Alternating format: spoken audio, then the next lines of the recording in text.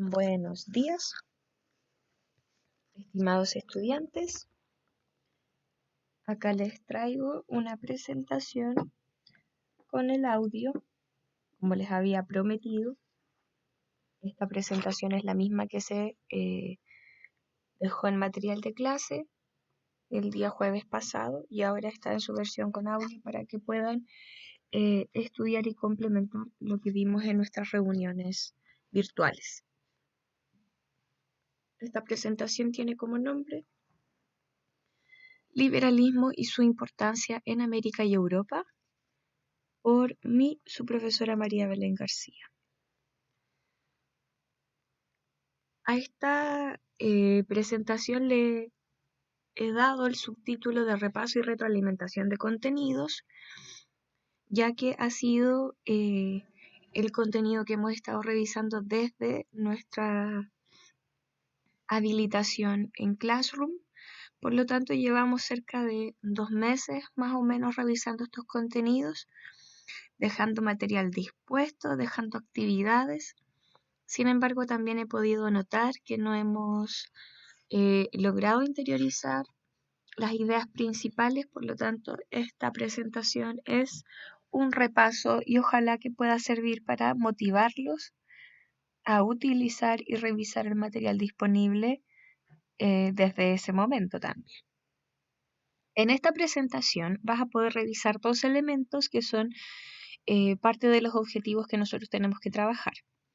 El primer objetivo se denomina discuten el alcance del ideario liberal y republicano en las sociedades europeas y americanas para evaluar críticamente aspectos como el reconocimiento de derechos individuales, la noción de ciudadano de la época y la situación de las mujeres, pobres, iletrados e indígenas, la laicización del Estado o la participación política, estableciendo vinculaciones con el contexto nacional actual. Esto quiere decir que vamos a revisar la influencia que tuvieron estas ideas en la conformación de nuestras sociedades americanas, cómo valoran a los ciudadanos, quiénes son ciudadanos en la época, quienes tienen derecho a participar y cuál es el lugar que tienen en la época mujeres, pobres, iletrados e indígenas, lo cual puede ser una pista con respecto a esta idea de ciudadano. ¿Están incluidos? ¿Tenemos información acerca de participación de estos sujetos en esa época? Eso es lo que vamos a revisar. Y en segundo lugar, van a identificar las principales características políticas del periodo de formación de la República, sus actores e hitos relevantes, problematizando las periodizaciones clásicas de la historia política de Chile. Esto quiere decir que, una vez vista la influencia, vamos a revisar cómo esta influencia se pone en ejercicio una vez que nuestro país también se suma a la corriente de procesos de independencia y de formación de la República. Por lo tanto, vamos a comprender que el proceso chileno está incluido, inmerso en el proceso americano y que a la vez dialoga directamente con el proceso europeo. El contexto histórico y geográfico de la época. Vamos a mostrar acá, en realidad ya les estoy mostrando acá, 2 líneas de tiempo que corresponden a la periodización o división temporal que se conoce con respecto a la historia de la humanidad. Ahora, esta versión de la historia de la humanidad es una versión occidental. ¿Qué quiere decir esto? Que es una versión que corresponde a los procesos vividos en Europa y a nosotros se nos integra dentro de esta forma de entender el tiempo, es decir, que nosotros también empezamos a utilizarla debido al proceso de conquista e invasión que se da desde el Imperio Español hacia nuestro continente americano en esta época, que se llama Edad Moderna. Esto es lo que nosotros vimos el año pasado. Caracterizamos las diferentes expresiones de la Edad Moderna. Por un lado, la existencia de monarquía absoluta y de reinos, la formación de diferentes reinos y países, que también se está dando en este momento, la división a la vez por religiones de estos países y reinos, y es este proceso, esta temporalidad la que nos entrega la invasión y conquista. Acá tenemos que la monarquía absoluta también necesita de más territorios a partir de los cuales enriquecerse, por lo tanto, utiliza estos viajes intraocéanos o transoceánicos, es decir, que van eh, por, no por primera vez, pero registran como parte de su proceso cultural como europeos el tener viajes cada vez más extensos a otros territorios. ¿Por qué les digo esto? Porque la historia de la humanidad no es solo la historia de Europa. Hay un montón de otras culturas y civilizaciones, un montón de otros países que también tienen su propia concepción del tiempo. Pero nosotros, al recibir un poco esta herencia impuesta a través de la conquista y de la invasión, replicamos y repetimos como que fuera nuestra propia construcción del tiempo. A la vez, como les decía, en esta edad moderna se da el capitalismo comercial y el mercantilismo, es decir, que la forma de enriquecerse que tienen los países es a través del comercio, personas que invierten en elementos que pueden comerciar, y el mercantilismo, que es esta idea de viajar en barcos a territorios en donde yo pudiese luego extraer sus materias primas para llevarlas al continente europeo, darle forma, comercializarlas, generar riquezas a partir de eso. ¿Cuáles son las herencias de ese proceso? Que hasta el día de hoy América Latina y en general diversos territorios que fueron conquistados e invadidos por diferentes países de Europa en esta época, siguen vendiendo sus materias primas, siguen centrando su economía solo en ese tipo de intercambio con Europa. Por ejemplo, Chile actualmente lo que comercia es cobre, frutas y verduras.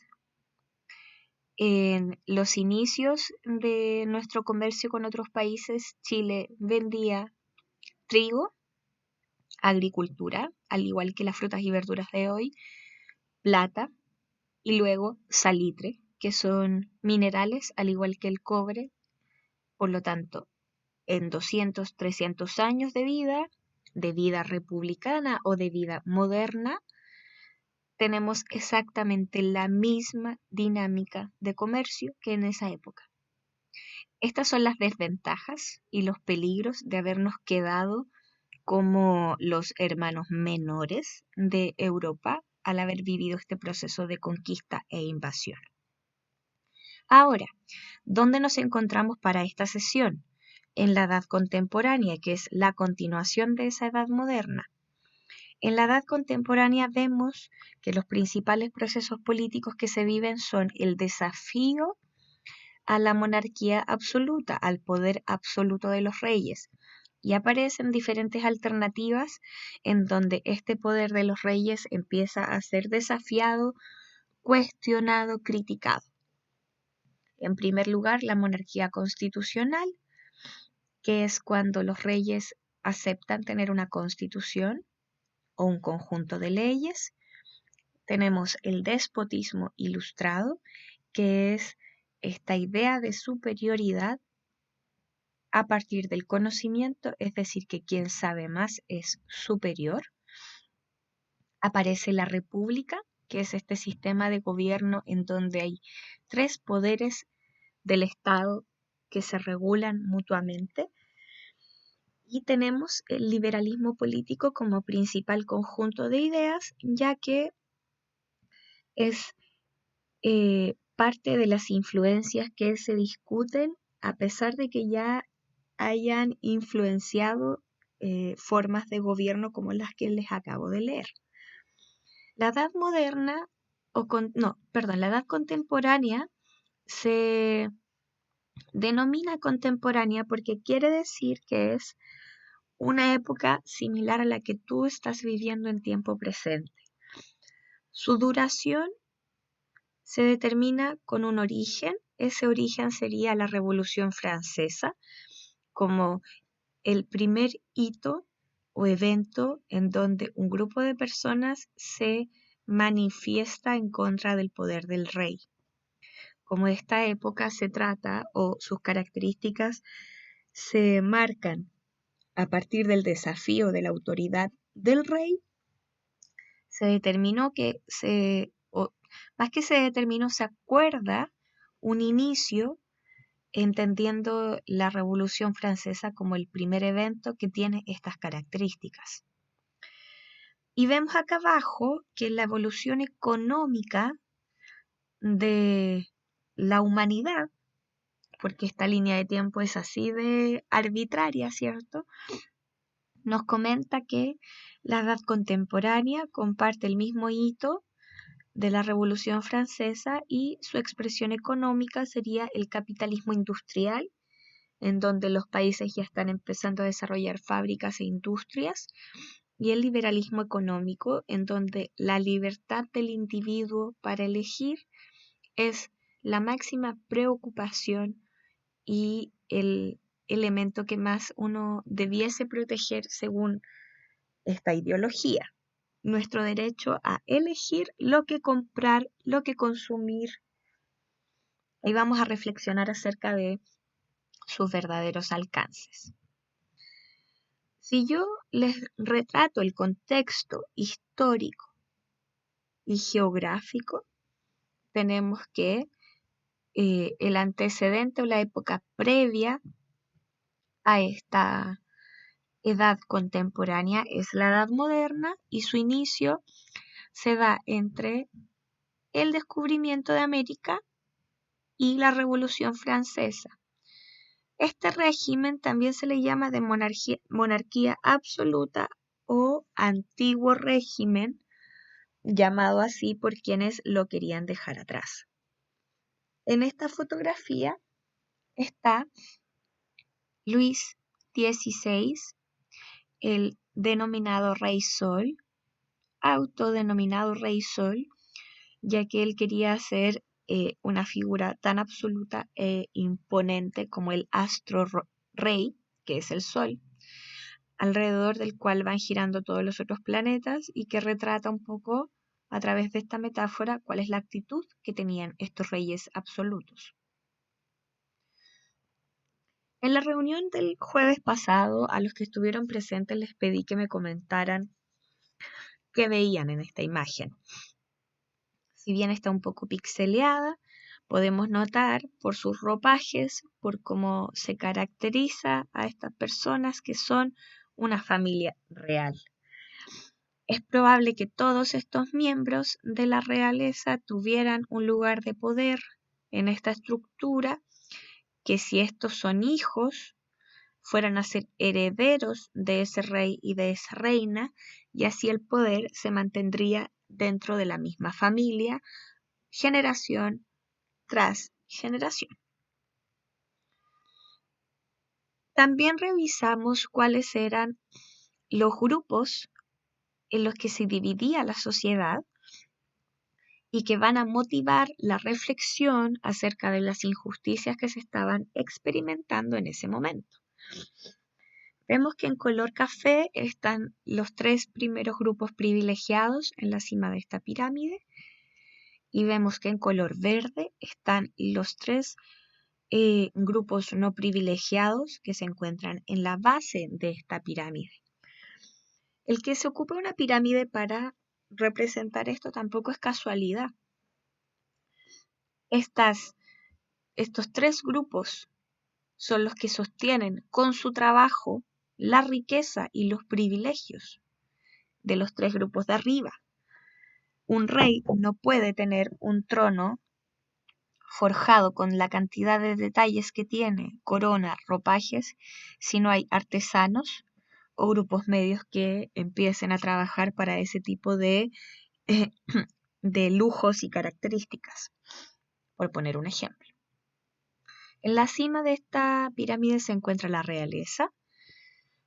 Debajo de esta realeza, la alta nobleza y el clero, es decir, todas las personas que podían interpretar la religión y ayudar con eso al rey para que tuviese claridad de los preceptos e ideas que la religión le ofrece. Vemos que tienen directa relación también para mantener el poder.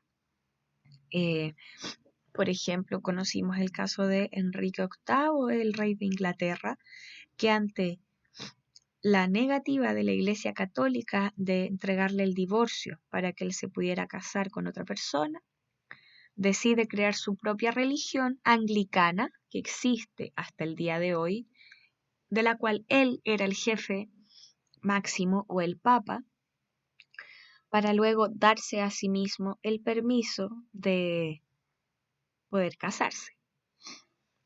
En tercer lugar tenemos la nobleza media y el patriciado urbano. Nobleza media serían todos aquellos funcionarios que también están al servicio del rey. El patriciado urbano serían grupos de poder, personas que tienen riqueza, padres de familia que tienen altísima riqueza y que viven en las ciudades. Por lo tanto, pueden tener lugares de privilegio con respecto al resto de la sociedad. Por debajo de ellos tenemos que están los grupos medios, como les había dicho, artesanos, comerciantes, ricos, que no van a ser de la misma importancia un comerciante rico que un miembro de la nobleza, porque la nobleza tiene apellido, historia de poder. El comerciante adquiere poder y riqueza a través de un negocio, ¿cierto? Están los labradores, que son artesanos de diferente índole, oficios liberales, tales como los profesores, los intelectuales, los científicos y los soldados, que serían un poco como el perraje, en dicho vulgar, de esta nobleza y estos caballeros que también pelean en nombre del rey. Bajo de ellos están los grupos modestos, que serían campesinos, artesanos, pequeños comerciantes y pequeños funcionarios. Y en la base estaría la servidumbre, los jornaleros, campesinos sin tierra, asalariados de oficios pobres, es decir, personas que, si bien trabajan en algo, no poseen, no son los dueños de aquello en lo que trabajan, por lo tanto pueden ser desempleados con facilidad también. Hay incluso un grupo que está marginado de esta pirámide y que serían aquellos que ni siquiera les alcanza para ser estratos más pobres. Esta pirámide y esta sociedad del antiguo régimen tiene como característica que es estamental, es decir, que es inamovible. La persona que nace en un lugar de esta sociedad es probable y lo más seguro es que muera ocupando el mismo lugar, que su familia sea perteneciente a la misma clase y no tengan la posibilidad de mejorar su calidad de vida tampoco. Eso también significa que las personas que están ubicadas en la cima de esta pirámide no bajen su calidad de vida y se mantengan con los privilegios que tienen. Podríamos evaluar si es que nuestra sociedad actual mantiene características similares o no. Ahora bien, si tenemos una sociedad como la que vimos recién, en la que se desarrolla este proceso de cultivo de ideas liberales, También impacta e influye muchísimo la ilustración. Acá esta monita la ocupé con intención de que reflejara lo que para nosotros hoy en día, en esta época, representa el conocimiento. Las redes sociales, las pantallas, el uso de Internet se están entendiendo como la principal fuente de información, pero en esta época la información y el predominio o el privilegio de la razón por sobre las emociones, por ejemplo, es algo que se da de manera un poco distinta. Vamos a leer. Junto a factores coyunturales o puntuales, las ideas de la Ilustración europea estuvieron también presentes en las aspiraciones que impulsaron la lucha de los criollos en las colonias españolas y fueron base de la lucha por la independencia política. El ideal de libertad recién se popularizó en el siglo XVIII, es decir, cuando la Revolución Francesa empieza a surgir. Cuando surgieron los sentimientos nacionales, primero en Europa y después en América, se hizo común que las comunidades de individuos unidas por un mismo idioma, cultura o situación geográfica comenzaran a reclamar su autonomía. Esto quiere decir, jóvenes, que la ilustración como esta idea que rescata el privilegio de la razón por sobre las emociones, rescata la idea de que el conocimiento, la sabiduría, la razón serían una de las principales características del ser humano y que lo distingue de otras especies, aunque ustedes no lo crean, empezó a colaborar con las intenciones de las personas que vivían en las colonias americanas de reclamar su autonomía. ¿Por qué? Porque el poder de los reyes estaba inseparablemente ligado a la religión. Y la religión en este momento está en una idea o en un estatus en donde Dios está por sobre todas las cosas, incluso por sobre los seres humanos a los cuales creó bajo su semejanza. Si yo le digo a alguien que está profundamente confiado de que solo Dios puede decirle qué hacer y el representante de Dios es el rey a quien yo le tengo que hacer caso, si yo le digo a esa persona que puede confiar en su inteligencia, en su razonamiento, en su forma de entender las cosas, le estoy dando un impulso para que crea en sí misma. Quienes recibieron este impulso fueron los criollos, es decir, personas que, si bien recibían cultura europea, nacieron en América. Y con ellos empezaron a preguntarse por cuáles eran sus características o las que los unían para poder luchar en conjunto en contra del rey de España. Estas características que los unían son los sentimientos nacionales o la nacionalidad. Por lo tanto, el primer impacto de la Ilustración es afirmar la idea de que la razón es una de las principales características del ser humano y con eso es uno de los principales motores para impulsar la independencia en Chile y en otros territorios. La búsqueda de independencia la iniciaron principalmente las generaciones jóvenes, de modo teórico primero, leyendo libros y discutiendo apasionadamente entre ellos. Los líderes independentistas de toda América Latina recorrieron un camino difícil para propagar sus ideas liberales y conseguir hacerlas legítimas en la sociedad que les tocaba vivir. Tal como les mencionaba, las personas que se vieron influenciadas por estas ideas liberales lo hicieron a través de la educación, a través de la lectura, a través de la discusión, a través del debate, rescatando el conocimiento como un camino y por lo mismo, a través de ese camino, se permitieron ir influenciando a las demás comunidades que veían similares a las suyas. Si pensamos en el origen del término liberalismo, este viene de la obra del médico y filósofo inglés John Locke. Esto es para que ustedes se den cuenta que este proceso surge fuera de nuestro territorio. Primero en la historia en desarrollar una filosofía propiamente liberal, consagrando la propiedad privada como un derecho y el consentimiento de los gobernados como un principio fundamental.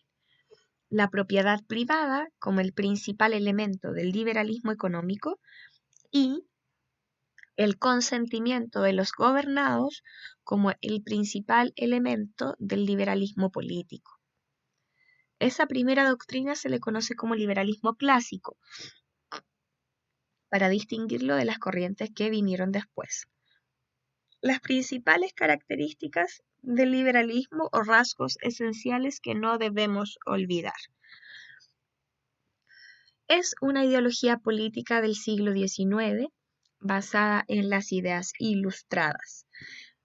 Durante todo el siglo XVIII provoca revoluciones liberales a pesar de estar prohibidas estas ideas.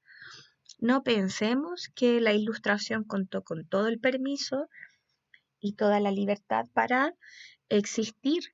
Tenía fuerte oposición, fue fuertemente perseguida en un comienzo porque desestabilizaba, desafiaba a la figura más importante de la época, que era la realeza.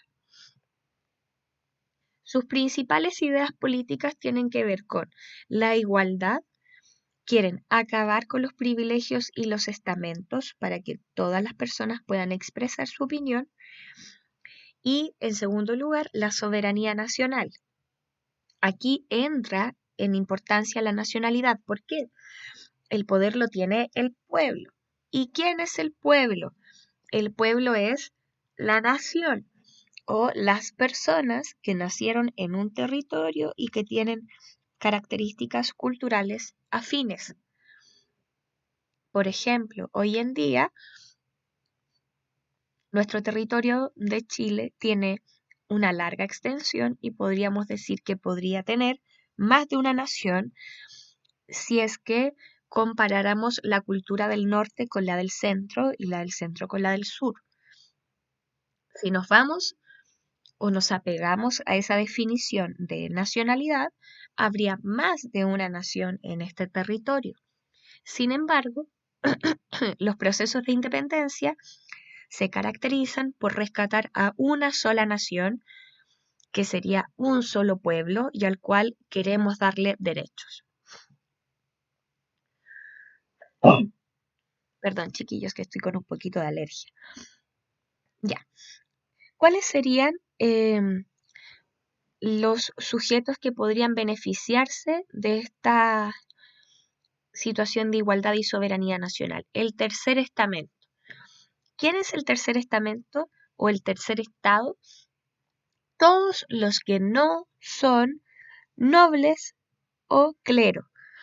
Por lo tanto, esta cantidad de gente, esta suma de personas es mucho mayor en cantidad a la nobleza y al clero, por lo que sostienen que de querer mantener el privilegio, estos grupos son no solo inferiores en número, sino que deberían centrar sus capacidades en mejorar la calidad de vida de las personas que conforman el tercer estamento, que serían todos aquellos que no son privilegiados. La soberanía nacional entonces se va a manifestar a través del voto. El pueblo votará y le dará ese poder a sus representantes. Si bien el voto hoy en día es universal, es decir, que votan todos los que son ciudadanos, Al principio de esta práctica liberal no era así, solo votaban algunas personas y ese voto se llamaba censitario. Ya lo comentábamos en algunas clases. ¿Quiénes votaban? Solo varones ricos, con recursos, con propiedades, con dinero. Varones jóvenes, es decir, que podían estar casados, podían votar sobre los 21 años y los varones solteros sobre los 26 años. Ahora, ¿cuáles son las principales ideas del liberalismo? Además de la igualdad, la soberanía nacional rescata la libertad en todo ámbito, lo cual definitivamente fue una ruptura en esta época, pues establecía la libertad de expresión de religión, una cosa muy importante en esta época cuando los reyes determinaban la religión obligatoria del país o del reino, la libertad económica de comerciar, de comprar, de enriquecerse y también tiene la división de poderes, es decir, que ya no vamos a tener todos los poderes concentrados en una sola figura, que es la del rey, sino que vamos a tener tres poderes, que son las tres áreas eh, en las cuales se podría dividir las principales preocupaciones de una sociedad y que cada una de estas áreas tenga sus propios representantes, cosa que ninguno de ellos pueda concentrar todo el poder y mandarse alguna embarrada, o concentrar todo el poder y negar nuevamente la participación a las demás personas.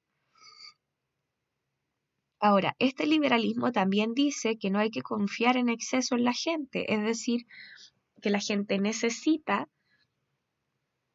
un marco de acción, una referencia a la cual mirar y que esta referencia tiene que ser la misma para todas las personas. Por lo tanto, a esta referencia se le llamó Constitución, que es un texto escrito que recogerá los derechos y deberes de los ciudadanos y cómo se organiza y funciona el Estado. Una constitución, chiquillos, es tan importante como lo que hemos estado conversando y presenciando en nuestro país en la última época, en este último momento. Si en algún momento ustedes escucharon de la necesidad de una asamblea constituyente, es porque desde esta época que la Constitución la escribe un grupo cerrado de personas. Por lo tanto, va a representar las necesidades de ese grupo cerrado de personas. Las leyes cambian la realidad, tienen el poder de cambiar la realidad y tienen la responsabilidad de ir avanzando en la medida en que la sociedad también avanza. Por ejemplo, hace no más de 15 años que se aprobó la ley de divorcio. Eso quiere decir que las personas que habían contraído matrimonio bajo la ley civil pudiesen terminar ese matrimonio para realizar otros matrimonios con otras personas o para terminar este contrato que es el matrimonio cuando las personas ya no quieren seguir en él. Antes de que esa ley se aprobara, todas las personas que quisieran separarse tenían la obligación quizás de mantenerse juntas. Muchas se mantuvieron juntas por no existir una ley que les permitiera asegurar los derechos que cada una de las personas del matrimonio tiene también al divorciarse. Muchas se separaron de hecho, es decir, que se separan en la realidad, pero bajo la ley siguen casadas. Y puede parecer una idea que a nosotros nos parezca extraña el que tengas la obligación de estar casado con alguien aun cuando ya no quieras hacerlo, pero la ley de nuestro país es tremendamente moralista en ese sentido, todavía muy apegada a la Iglesia Católica y hasta hace muy poco le impedía a las personas poder divorciarse. Eso es algo que a nosotros nos parece hoy quizás desactualizado, pero no es una realidad tan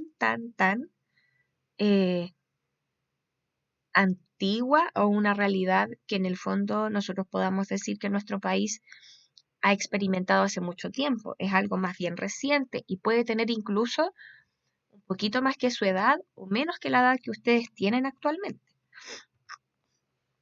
Ahora, el liberalismo, para entender cuáles son las características y que vayamos sintetizando un poquito, va a tener las siguientes características en su lado político y en su lado económico. Por un lado, en el lado político, se caracteriza por defender la soberanía nacional. Esto es súper ligado con los procesos de independencia. ¿Qué quiere decir eso? Que los países o las personas que viven en el territorio son las personas que deciden sobre el territorio. ¿Bajo qué argumento? El rey de España vive en España, jamás ha pisado América, porque debería tener poder acá. Todos los gobiernos que existieron después de la conquista y la invasión española tenían representantes que eran casi como el rey, pero no eran el rey. Se llamaban virreyes,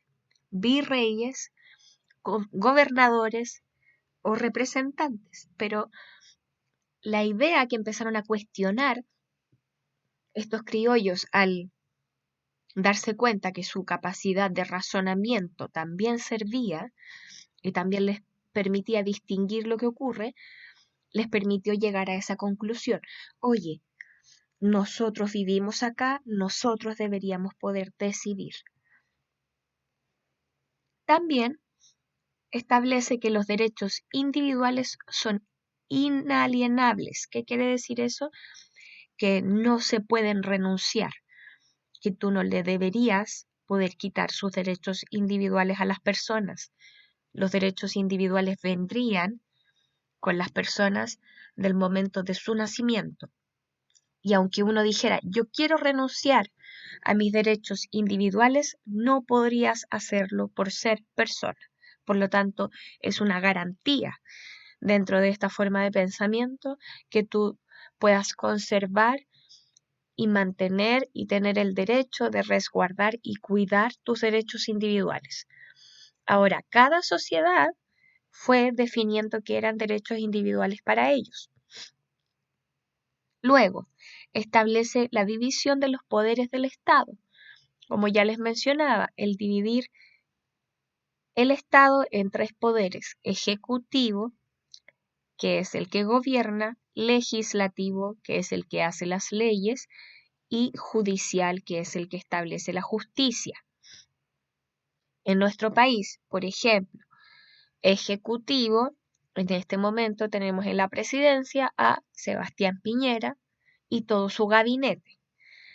El poder legislativo es en nuestro país la Cámara de Senadores y Diputados, que, recordemos, hace muy poquito aprobó el retiro del 10% de las AFP para todos los ciudadanos chilenos, no importa su situación judicial, excepto a los padres deudores de pensión alimenticia.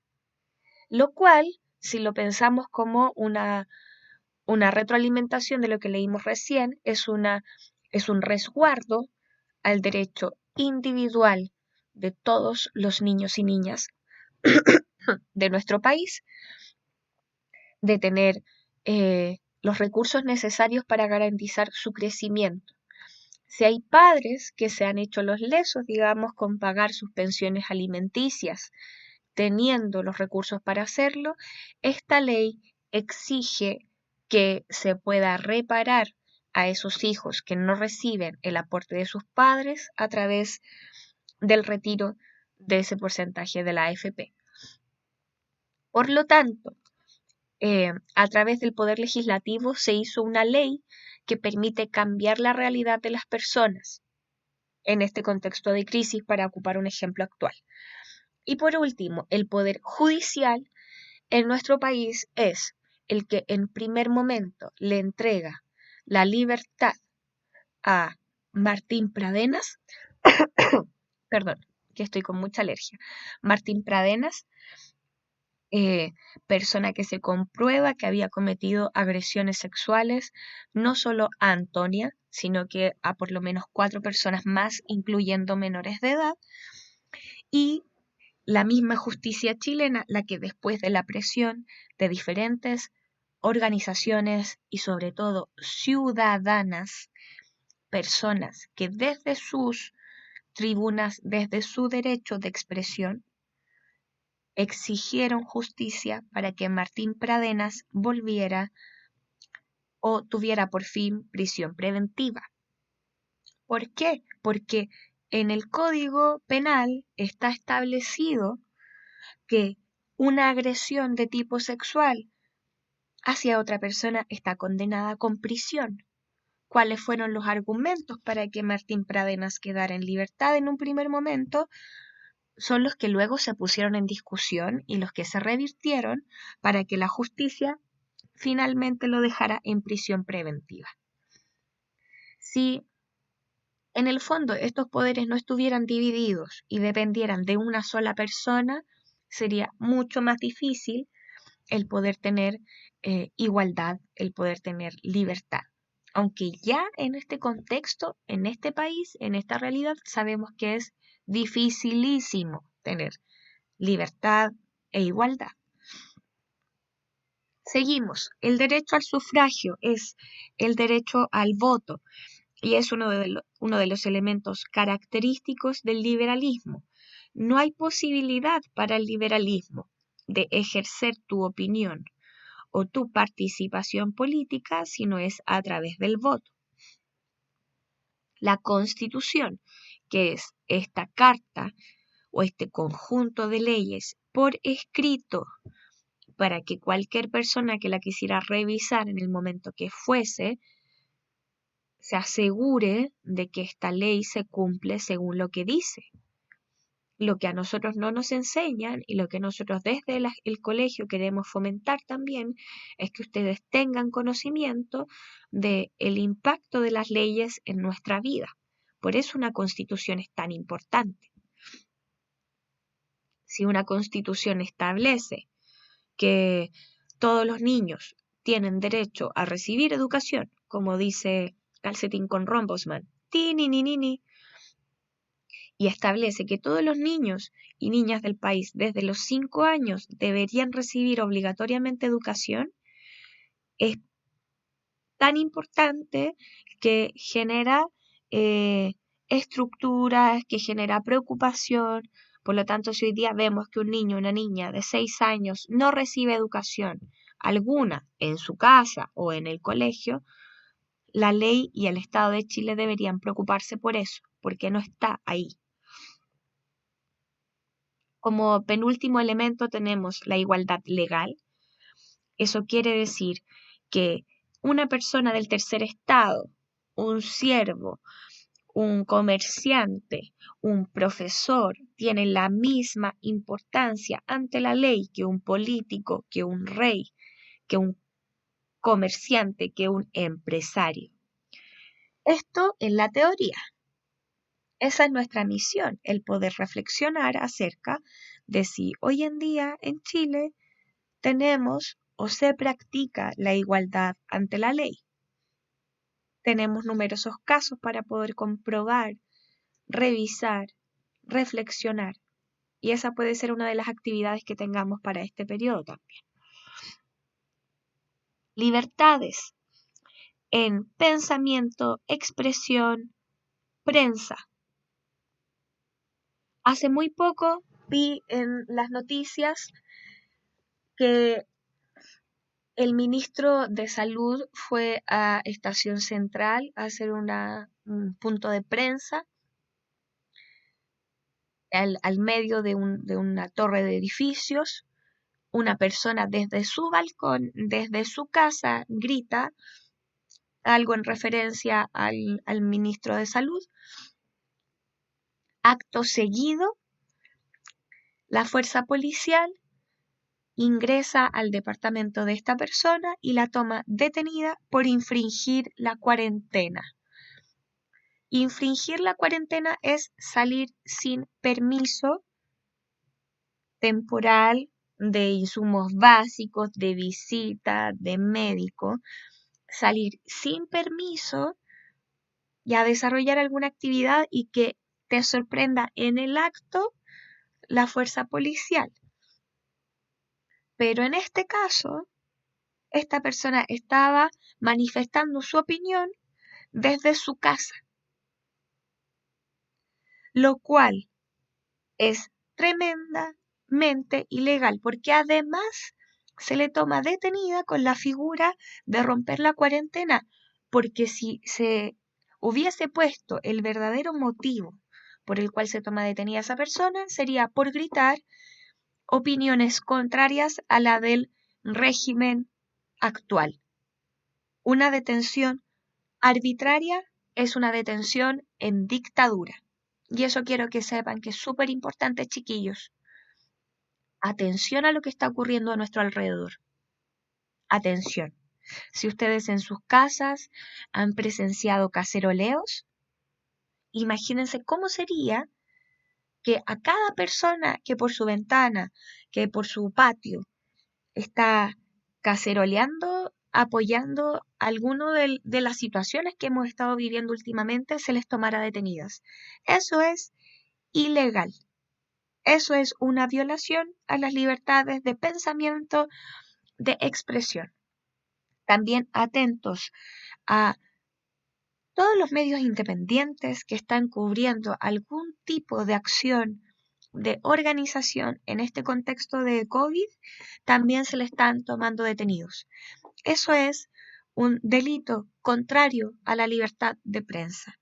En nuestro país se están violando las libertades individuales, se están violando los derechos, se están violando las libertades colectivas y está pasando desapercibido, ya que la gente está en cuarentena obligatoria y con su mente también concentrada en mantener y preservar la salud, que por supuesto este Estado no está preservando para nosotros. ¿Por qué no lo está preservando? Y lo vamos a conocer en liberalismo económico ahora. En primer lugar, el liberalismo económico defiende por sobre todas las cosas a la propiedad privada. Esto quiere decir que el Estado no debería, bajo esta forma de pensamiento, ser la propietaria de servicios, de organizaciones, pero sobre todo de servicios y de bienes que pudiesen resolver necesidades para la sociedad. Al contrario, se defiende la propiedad privada. Eso quiere decir que si alguien realiza un negocio, este negocio lo pone bajo su nombre, bajo su propiedad, eso tiene más importancia que dónde está ubicado ese negocio, a quiénes podría perjudicar ese negocio. El que hoy día se defienda la propiedad privada por sobre los derechos de las personas, por ejemplo, nos establece que hoy en el Cajón del Maipo se siga en contexto de pandemia, en contexto de cuarentena, realizando las excavaciones para Alto Maipo, una empresa cuyo fin es completamente privado, ¿cierto? De obtención de aguas, de extracción de energía, que fue aprobado y que si uno piensa que tenía más peso en esta época, el que la propiedad privada se mantuviera en su ejercicio o que las personas que trabajan en ella se cuidaran en su casa, la ley hoy en día protege la propiedad privada, protege el cuidado de esta propiedad y protege el desarrollo de este negocio también. Nos dice propiedad privada también en el sentido en que un río, en que una costa, en que un pedazo de tierra pueda ser llamado propiedad, es decir, que pasa a tener el estatus de una cosa de la que yo utilizo, me nutro, de la que yo puedo sacar beneficio, pero al fin y al cabo es una cosa. Hoy en día, nuestro país es el único país de América Latina que tiene todas sus costas privatizadas. Es decir, que el derecho de explotación de esas costas está en manos de 7 familias, solo 7 familias de chilenos. 7. Si usted y yo nos bañamos en la costa de un país, se supone que esa costa le pertenece a todas las personas que habitan en ese territorio. Hoy en día, si usted se baña en algún punto de la costa de nuestro país, es probable que se esté bañando en propiedad privada de una de las familias más millonarias de nuestro país. Horrible, por decirlo menos. También el liberalismo económico defiende la libertad económica de producir y de comerciar. Por lo tanto, donde vea un negocio potencial, uno debiese poder defender su derecho a realizarlo. ¿Cuál es la justificación actual que tiene esta libertad económica? La idea de la pyme, de que usted puede vender, comerciar, producir lo que usted con una buena idea le podría generar riqueza y ser, en el fondo, ejercer un disfrute a partir de eso. Sin embargo, la libertad económica acá no se establece en términos de qué pasa cuando usted no tiene para producir o para comerciar, que es lo que hacemos en ese sentido. También establece la libre competencia, es decir, que las personas que tengan negocios afines a una misma cosa, por ejemplo, tengan la libertad de poner precios más baratos o más caros dependiendo de lo que ellos consideren. ¿Cuál es el peligro de esto? Que la libre competencia implica hoy en día muchas veces competencia turbia. Por ejemplo, tenemos numerosos casos de colusiones en las farmacias, colusiones en los alimentos, colusiones en el confort, en donde esta supuesta libre competencia de precios, en el fondo era un acuerdo para fijar los precios en un monto y que quienes nosotros, consumidores, los adquirimos, nunca nos enteramos que en realidad no hay una libre competencia, sino que en el fondo hay un acuerdo detrás de esto y que las cosas podrían a veces salir mucho más baratas de lo que en verdad salen, pero donde arriba está la libertad económica de producir y de comerciar, es quien comercia, quien pone el precio. Eso puede permitirnos que, por ejemplo, al inicio de nuestra pandemia, el alcohol gel, las mascarillas, los guantes subieran a precios catastróficos. Precios tales que hoy en día yo no puedo comprar una caja de mascarillas. He preferido hacer mis propias mascarillas porque no puedo pagar el valor de una caja de mascarillas desechables. No sé si se entiende esta idea. Por último, la no intervención del Estado en la economía. Eso quiere decir que el Estado no puede fijar precios, que el Estado no puede poner límites al enriquecimiento. El Estado no puede o no debería intervenir en cómo la gente hace negocios. Por lo tanto, esta situación permite otras cosas tales como que los liceos y los colegios hoy en día sean un negocio, que haya un fuerte negocio de la educación en donde ustedes como estudiantes pagan por un servicio, pero que al mismo tiempo podría no tener nada que ver con las necesidades que ustedes tuvieran o con lo recomendado para, para los colegios o para los establecimientos, pero como el Estado no puede intervenir en el negocio de los colegios, ustedes en el fondo podrían quedar desprotegidos en esa situación.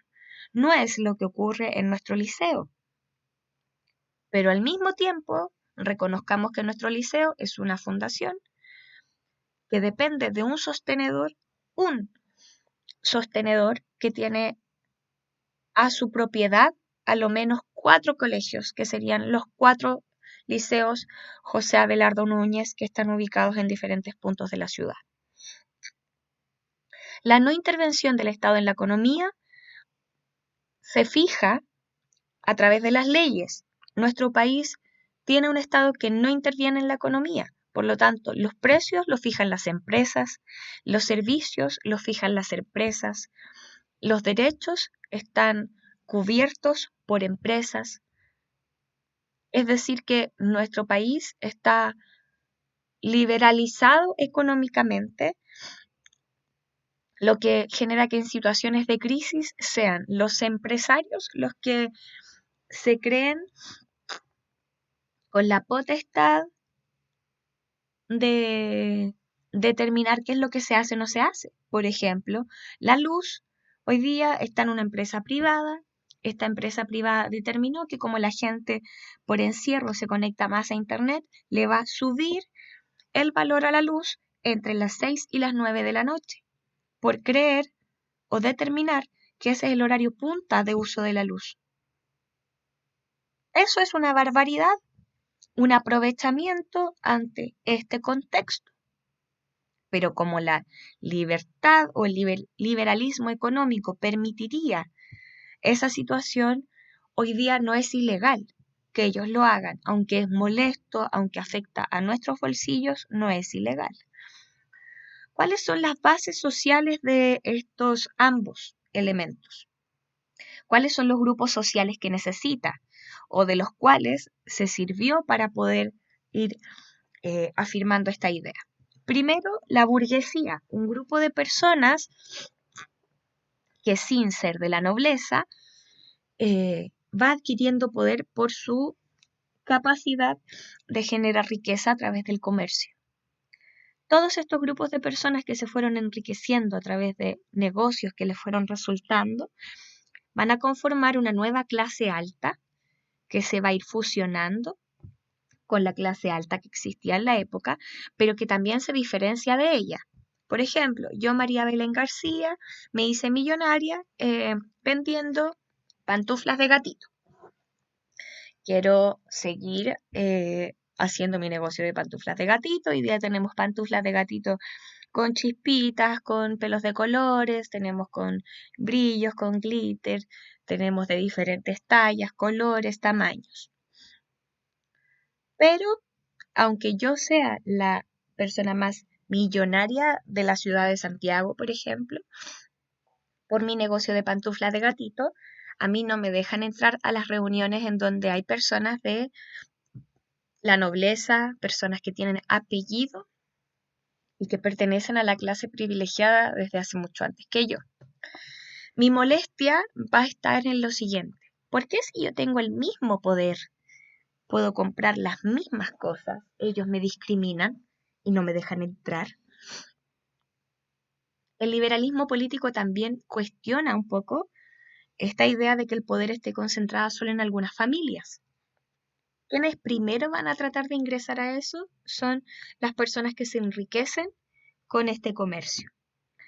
En segundo lugar, el segundo grupo de personas que más aporta a que el liberalismo político y económico se difunda es la clase media urbana, es decir, personas que no son pobres porque tienen acceso a la propiedad de algo, pueden tener un pequeño terreno, pueden poseer un pequeño negocio, pueden con esfuerzo haber dado educación a uno de sus hijos y ese hijo ya puede ser profesor, abogado, médico. Se ubica en la ciudad y por lo tanto tienen acceso a otro tipo de cultura. Este grupo de personas también se pregunta y critica los derechos que no tiene y que tiene la clase alta histórica, digamos, y que ellos también quieren tener. Y en último lugar, los intelectuales. ¿Quiénes son los intelectuales? Profesores, abogados, filósofos, historiadores, literatos, personas que leen y que discuten a través del ámbito de las ideas y que determinaron o creían que ante el escenario del rey absoluto, esta era una alternativa que podía aportar a la situación. Vamos a leer. Ideas políticas liberales. Conceptos como el de soberanía popular, de acuerdo al cual se entiende que el poder radica en el pueblo, quien se reconoce capaz de darse sus propias leyes y hacerlas respetar. O la noción de autodeterminación, que deposita en los habitantes de una unidad territorial la decisión acerca de su organización política, estuvieron en la base del ideario independentista que los criollos defendieron. Es decir, el poder radica en el pueblo en este caso, que ellos llaman chileno, que debería ser capaz de darse sus propias leyes y de hacerlas respetar, y la idea de autodeterminación, es decir, que quienes viven en un territorio son perfectamente capaces de decidir su propia organización política, es parte de las ideas que se defienden en el proceso de independencia. Igualmente importante para la fundación de los nacientes estados americanos fue el principio de gobierno representativo, según el cual las autoridades deben ser designadas de acuerdo a algún principio de elección, para que ejerzan las labores de gobierno a nombre del pueblo. Gobierno representativo, nunca gobierno que se representa a sí mismo, sino que esta idea de que el gobierno debiese representar lo que el pueblo quiere, necesita, requiere, no lo que el gobierno determina que es lo más beneficioso. Por último, se reconoció la importancia de que los gobiernos y las autoridades se rigieran por una ley fundamental o constitución de acuerdo al constitucionalismo en boga o en auge. Estas ideas se habían popularizado a partir de la Revolución Francesa y de la independencia de los Estados Unidos. Sin embargo, fue necesario que, a comienzos del siglo XIX, nuevos acontecimientos políticos ocurridos en Europa debilitaran al Imperio Español para que las ideas independentistas comenzaran a traducirse en acciones concretas. ¿Por qué nos habla de esos procesos de otros lados? Porque este mapa nos sirve mucho para ejemplificar. El proceso que vivimos se va dando un poco en cadena. En Europa tenemos todavía diferentes países que se encuentran en gobiernos a través de reyes.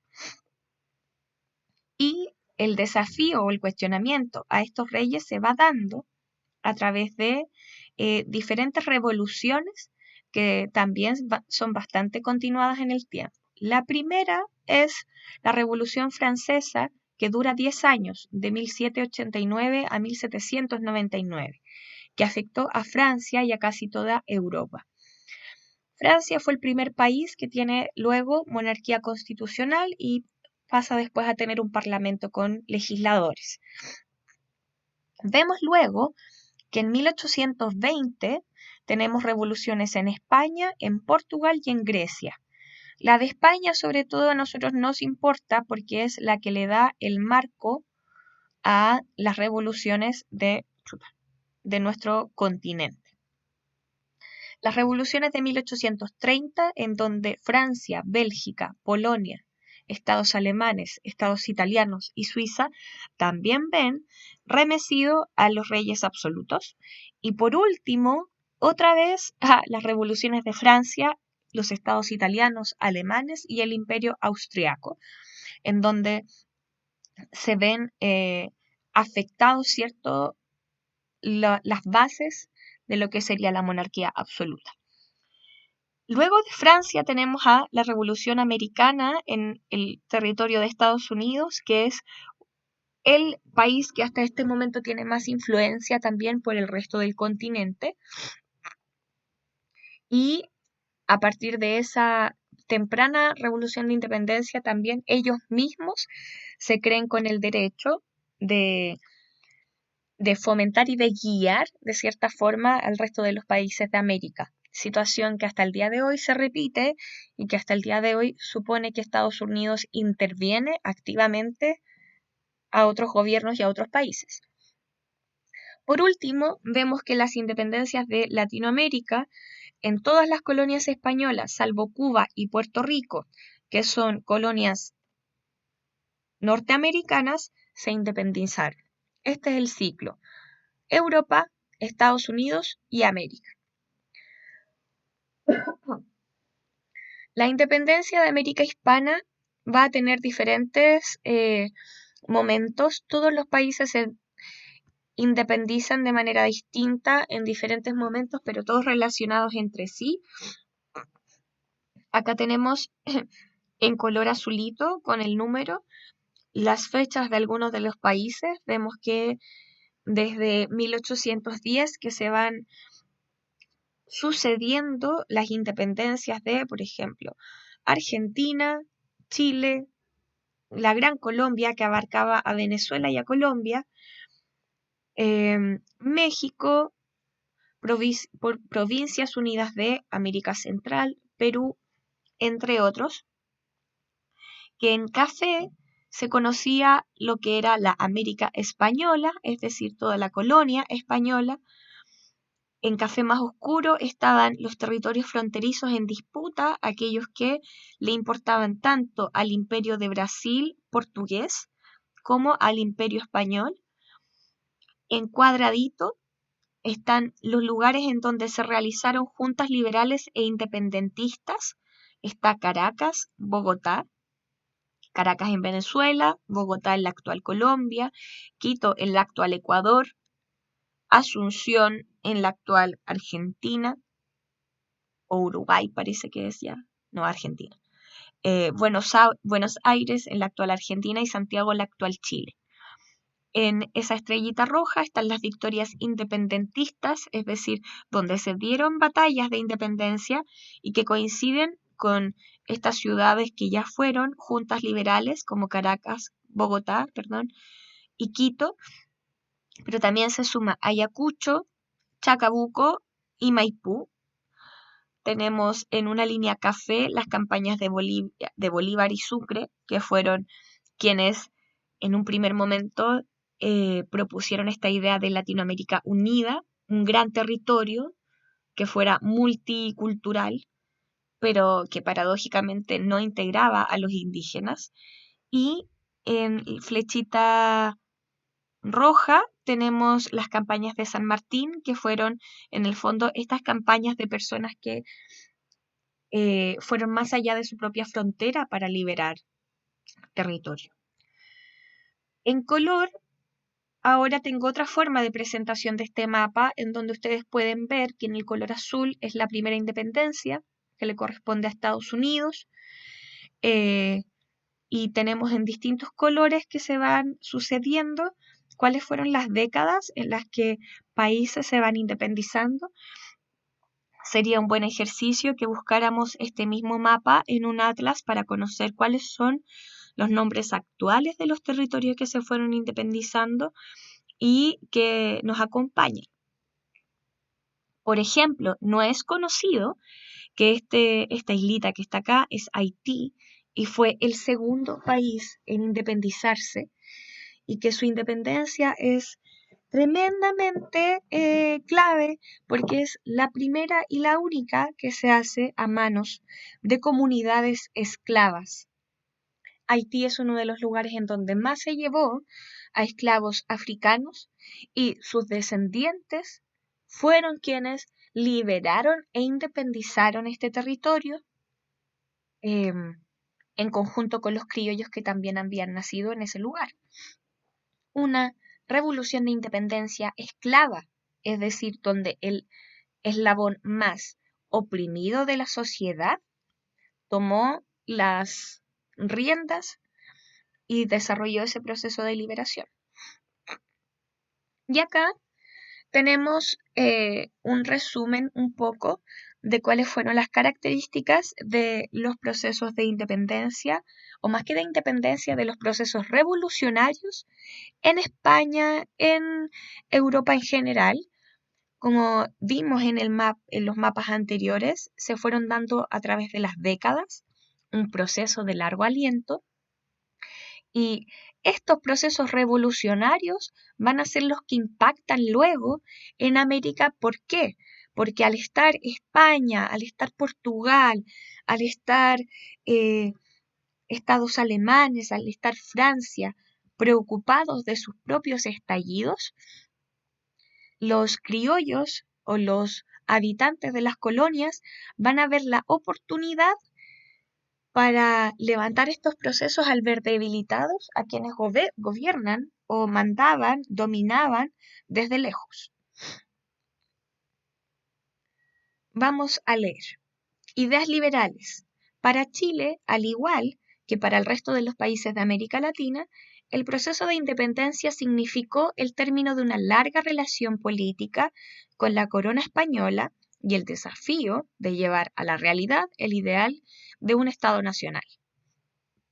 Un Estado puede ser definido como una forma de organización jurídica y política que agrupa a un conjunto de personas bajo un mismo gobierno, dentro de un territorio común, vinculados con un propósito propio. Un conjunto de población bajo un mismo gobierno, dentro de un territorio común, vinculados con un propósito propio, que se da a sí mismo una organización jurídica y política, es decir, que se da una organización para este grupo de personas y también establece sus propias normas y leyes. En esta u otras definiciones de Estado casi siempre encontraremos involucrados 4 elementos: la idea de comunidad o nación, la referencia a un territorio, el ejercicio de un poder legítimo y legal y la presencia de un propósito o finalidad en común.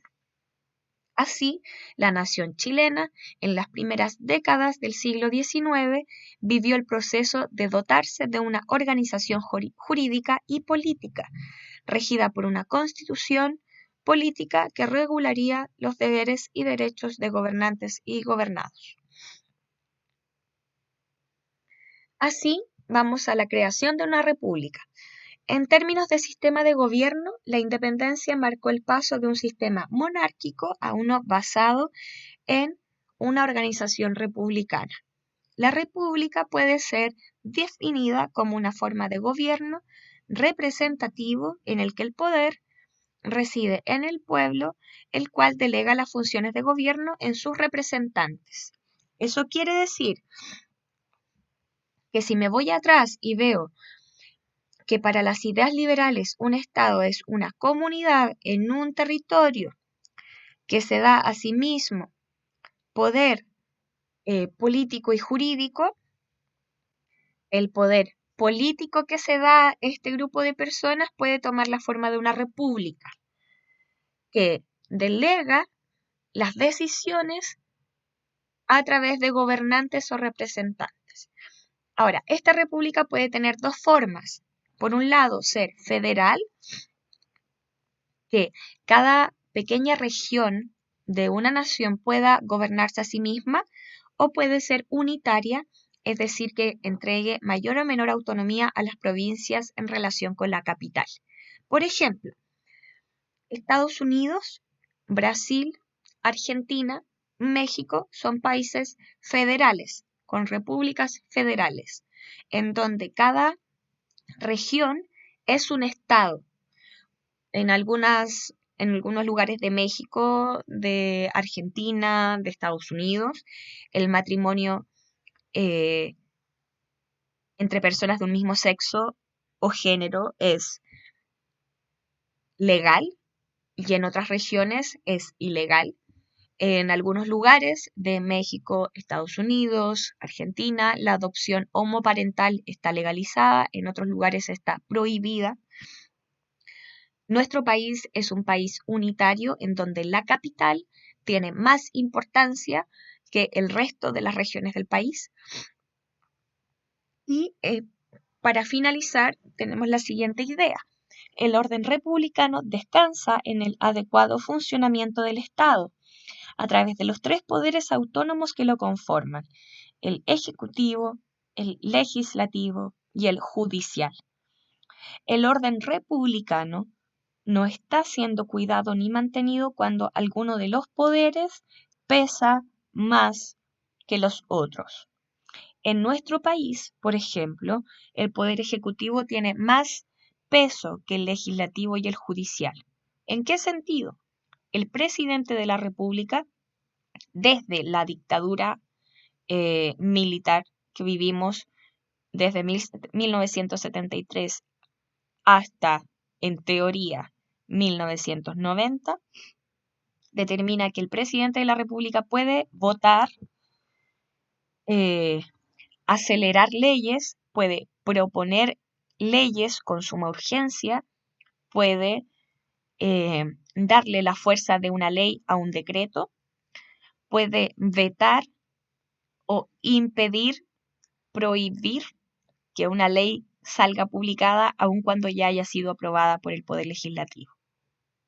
Lo único que impidió que el presidente de la República evitara retrasar la ley del 10% de la AFP fue la amenaza que sintió de un nuevo estallido social. Por lo tanto, podemos evaluar si es que nuestro país se encuentra en un equilibrio republicano o no. Contáctame, por favor, si tienes dudas. Esta presentación es para que puedas recordar parte de la información que te sirva de base. Si es que tienes curiosidad o a partir de esta presentación quieres revisar otra vez los materiales disponibles, por favor, hazlo. No hay problema con ello. Todo está cuidadosamente seleccionado para que pueda ser de fácil comprensión. Espero que esta presentación te haya sido de utilidad y nos vemos en Classroom la próxima semana. Adiós.